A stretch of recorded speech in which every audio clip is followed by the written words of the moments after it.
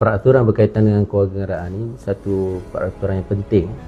Sebelum ini pernah timbul isu cadangan untuk mewujudkan membenarkan dua warga negara.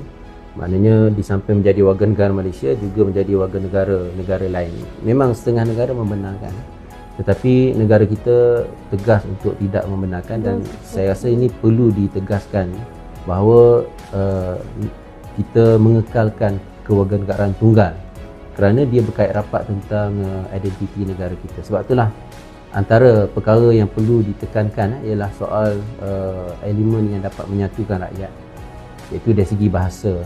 Ini satu isu yang penting, bukan sahaja soal kewarganegaraan ini berkait rapat dengan pendidikan sebenarnya, tetapi sekurang-kurangnya kawalan dalam konteks kewarganegaraan ini perlu dibuat. Sebab itu saya lihat di dalam cadangan itu ada disebut tentang meletakkan syarat bagi isteri yang berasal daripada warga negara lain yang berkahwin dengan warga negara Malaysia supaya mempunyai kemahiran penguasaan bahasa. Sebenarnya kaedah ni bukan satu kaedah yang asing, diguna pakai di Amerika Syarikat, di England, di Itali, di Singapura. Memberikan syarat menguasai bahasa itu sebagai satu syarat untuk mendapat kewarganegaraan, kerana bahasa itu merupakan faktor penyatu di dalam komunikasi. Bayangkan rakyat Malaysia tapi tidak memahami bahasa Malaysia, tidak boleh bercakap dengan bahasa Malaysia. Ini satu perkara yang malang. Sebenarnya kita agak ke belakang dari sudut penyatuan berteraskan kepada bahasa berbanding dengan negara-negara lain termasuk Indonesia dan sebagainya. Dan juga elemen lain yang diketatkan, kita dapati ditentukan juga bahawa hak untuk memohon kewarganegaraan ini dihadkan kepada satu generasi sahaja. Itu kalau katakan mereka yang lahir luar negara, salah seorang sama ada ibu atau bapa itu warga negara, mereka boleh memohon untuk menjadi warga negara. Kemudian jika sekiranya mereka menjadi warga negara, anak mereka juga lahir di luar negara contohnya. Maknanya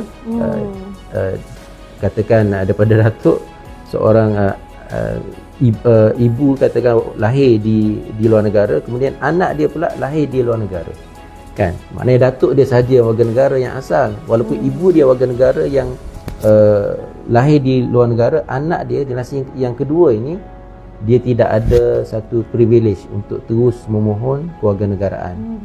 Kerana ia menggambarkan seolah-olah hubungan antara mereka dengan negara ini sudah jauh, kan? Sebab yang jadi warga negara yang asalnya adalah datuk, kemudian ibunya walaupun lahir di luar negara, tidak lahir di Malaysia, dan anak dia pula lahir di dalam luar negara juga. Maka yang anak itu tidak mempunyai satu kelebihan untuk memohon kerana sudah tidak dianggap mempunyai connection ataupun kaitan dengan negara kita.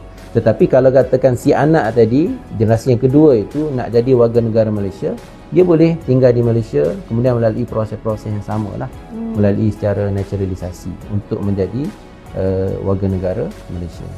Jadi saya rasa ini satu peraturan yang penting juga, supaya kewarganegaraan bukan satu yang murah. Kita tidak menganggap begitu mudah sekali nak jadi warga negara, tapi dia satu yang berharga, yang bernilai tinggi. Dan juga kita menekankan konsep kesetiaan kepada negara itu.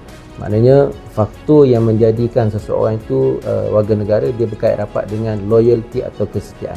Bahkan kalau kita merujuk balik kepada laporan Suruhanjaya RATE yang menyebut tentang kewarganegaraan tunggal, dan dia dalam laporan RATE itu menyebut bahawa antara faktor dikekalkan atau diperkenalkan konsep kewarganegaraan tunggal ini ialah untuk memastikan loyalty atau kesetiaan kepada negara. Saya rasa unsur kesetiaan ini sangat penting.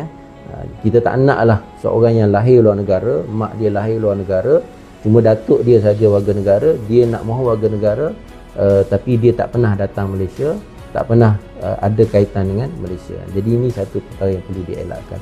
Sebab tu prinsip-prinsip ini penting untuk kita pastikan negara kita ni ada keunikannya tersendiri, iaitu negara yang berbilang kaum. Walaupun kita ditubuhkan dalam konteks negara moden berdasarkan kepada prinsip negara bangsa, tapi komposisi penduduk yang majoriti adalah seramai lebih kurang 60%. Yang lain itu adalah di kalangan kaum Cina, India dan juga kaum pribumi Sabah Sarawak dan lain-lain. Jadi maknanya Walaupun demikian, kita tak dapat nafikan bahawa negara kita mesti mempunyai identiti, dan identiti kita berdasarkan kepada perlembagaan perkara 153, perkara 152 dan juga perkara 3 perlembagaan, iaitu prinsipnya kita ada Melayu sebagai teras di dalam negara kita.